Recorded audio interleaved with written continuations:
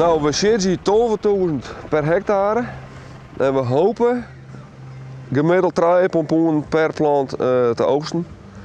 Maar dat slaagt het net altijd. En hoeveel hectare heb je? Een hectare of zo.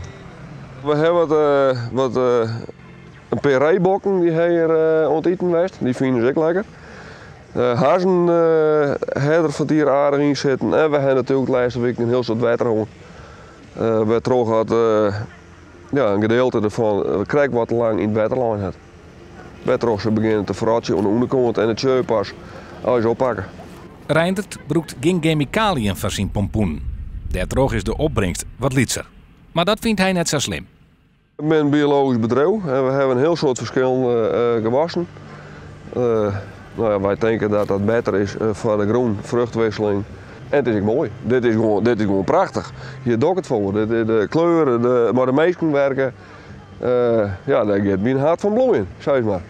In totaal helpt Reindert zo'n 150.000 kilo aan pompoenen van het land. Genoeg om een jaar lang van te eten, zo is ze. Wij eten zelf net een heel soort pompoensap. Nee. Waarom net? Nou, we hebben bloemkool en peken per hier. Dat komt er net van op de een of andere manier. Maar het is wel ook zo lekker.